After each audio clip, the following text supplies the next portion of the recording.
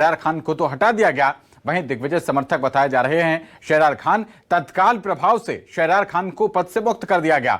कमलनाथ समर्थक प्रदीप अहिरवार को कारण बताओ नोटिस भेजा गया है। आपस में भिड़े थे प्रदीप अहिरवार और शहरयार खान।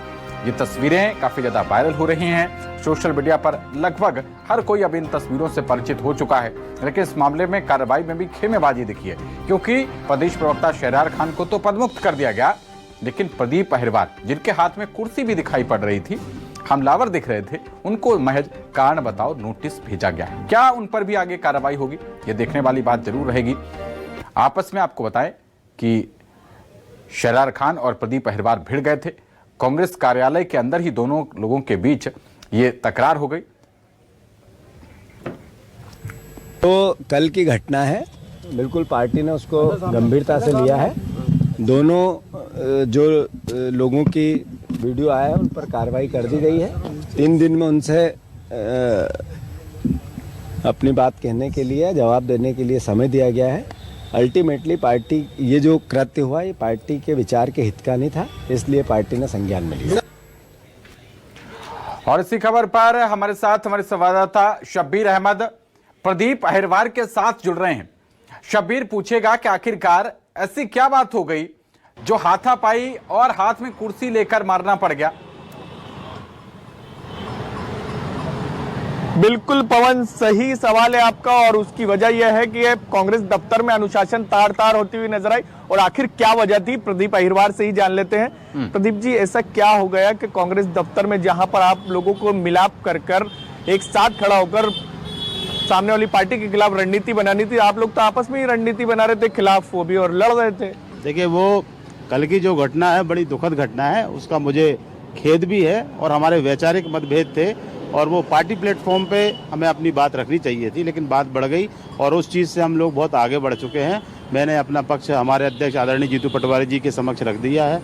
माननीय कमलनाथ जी, माननीय दिग्विजय सिंह जी को भी मैंने अपनी बात पहुंचा दी है और आने वाले समय में हमारी लड़ाई भारतीय जनता पार्टी से है और भारतीय जनता पार्टी के विरोध में हमारे नेतृत्व आदरणीय जीतू पटवारी जी के हमें इसके सामने और साथ कैसे लड़ना है उसकी हम तैयारी कर रहे हैं। गलती मानते, गलती हुई है, कल अनुशासन तार तार हुआ है, नहीं होना था। निश्चित रूप से जिस तरीके की घटना कल घटी है वो पार्टी के लिए अच्छी नहीं थी। मैं व्यक्तिगत रूप से उस घटना के लिए खेद व्यक्त करता हूं और मैंने, क्योंकि मैं अनुशासन को मानता हूं, वैचारिक मतभेद थे, वो कल की घटना नहीं होनी चाहिए थी। एक सवाल और है, जो झगड़ा हुआ, पूरा हुआ, विवाद की वजह क्या थी? ईवीएम था या फिर कुछ और चल रही थी बातचीत, हार जीत पर बातचीत चल रही थी, क्या रहा था?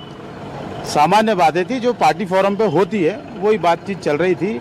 वही मैं कह रहा हूँ कि वैचारिक मतभेद की बात थी और वो वैचारिक मतभेद अब मैं खत्म कर चुका हूँ और हमारे नेता आदरणीय जीतू पटवारी जी ने भी कहा कि हमें भाजपा से लड़ना है और हम उसकी तैयारी कर रहे हैं। सवाल एक नहीं उड़ जाए, आप पद पर बने हुए हैं, सामने वाले को पद मुक्त कर दिया गया। नहीं, ये कोई बात मुझे पता नहीं है। और फिर ये पूछिए कि ये कार्रवाई में भी खेमेबाजी हुई है, क्या इन पर आगे और कोई कार्रवाई हो सकती है? और अगर कार्रवाई हुई तो फिर प्रदीप अहिरवार जी, इनका क्या रुख रहेगा? हो गई, क्या आप कमलनाथ समर्थक है? कोई खेमेबाजी की यहाँ पे बात नहीं है। मैं आपसे पुनः कह रहा हूँ कि वैचारिक मतभेद थे, कल की घटना दुखद है और उसका मुझे खेद भी है। मतभेद मनभेद में तो नहीं बदल जाएगा? नहीं, कभी नहीं। शहरयार भाई से मैं मिलूंगा भी और हम दोनों मिलके आने वाले समय में भाजपा के खिलाफ लड़ेंगे। ये एक बात बताइए, ये सब तो ठीक है, ऐसी तस्वीर हम बीजेपी में नहीं देखते, कांग्रेस में ही बार बार सामने आती है। चाहे जिले की बैठक की बात करें और कांग्रेस दफ्तर के अंदर ये हो रहा, वो भी प्रदेश कांग्रेस दफ्तर के अंदर। देखिए, ये बात है, आप जो बोल रहे पूछेगा कि विधानसभा चुनाव में करारी हार की वजह फिर आखिर रही क्या? ईवीएम या फिर गलत टिकट वितरण? क्या मानते हैं अभी भी ये? मैं खुद भी दुखी हूँ कि नहीं होना चाहिए था, लेकिन कांग्रेस में विचारों की आजादी है। एक चीज वो ये है कि चीजें जो निकल कर सामने आई, जो आपसी लड़ाई हुई है आप लोगों की, आप कह रहे हैं कि आप ठीक है आगे बढ़ेंगे, उससे जो चीज हुआ उसको भूलेंगे, लेकिन जो हार हुई है कांग्रेस की, वो ईवीएम जिम्मेदार थी या फिर टिकट वितरण या गुटबाजी? देखिए, मैं अभी फिर से कह रहा हूँ, मेरा व्यक्तिगत विचार है कि ईवीएम में कोई गड़बड़ी नहीं है।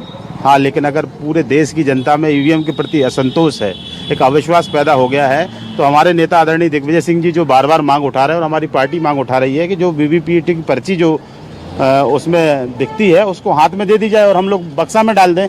ये मांग जायज़ है और इस मांग को चुनाव आयोग को मानना चाहिए, क्योंकि हर मतदाता चाहता है कि उसके शब्बीर, आप मुझे सुन पा रहे हैं? अच्छी है तो आप वो वीवीपीएटी की जो पर्ची दिखती है, शब्बीर, हाँ क्या बिल्कुल आपको मेरी- पवन, आपकी आवाज आ रही है मुझे। हाँ, इनसे ये पूछिए कि जो एक तरफा कार्रवाई हुई है, अगर आने वाले वक्त में प्रदीप अहिरवार जो ये इस वक्त आपके साथ मौजूद हैं, इन पर भी कार्रवाई होती है तो फिर क्या रुख रहेगा? क्योंकि डैमेज हुआ है, कंट्रोल करने के लिए, एक तरीके से दोनों के बीच पारदर्शिता दिखाने के लिए कार्रवाई तो दोनों पर होगी। प्रदीप जी, स्टूडियो से सवाल है कि पार्टी की किरकिरी इस मामले में तो काफी हुई है, ये आप भी मानते हैं। एक तरफ तो कार्रवाई हो गई, अगर आप पर भी कार्रवाई होती है तो आपका स्टैंड क्या रहेगा? देखिए पार्टी के हमारे नेता आदरणीय जीतू पटवारी जी निर्णय लेने के लिए स्वतंत्र हैं और मैं अपनी बात पार्टी फोरम पर रखूंगा। कार्रवाई होगी, देखो जो भी कार्रवाई है, हमारे नेता है और पार्टी के हम कार्यकर्ता हैं, नेता जो भी मान आदेश लीजिए कि करेगा, आप जो पर भी कार्रवाई करेंगे, हो हम स्वीकार जाती होंगे। है, फिर रुख क्या रहेगा, पवन, स्टैंड क्या रहेगा?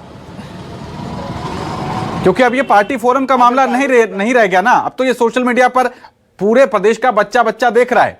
मजबूत करेंगे और हमारा सपना है कि इस बार जो भी कमियां रही, जीतू भाई भी कहते हैं, भवर सिंह जी भी कहते हैं, जो कमियां रही उन कमियों को दूर करके 2028 की लड़ाई हम सब लोगों को मिलकर लड़ना है और निश्चित रूप से जीतू भाई के कंधे को हम मजबूत करेंगे।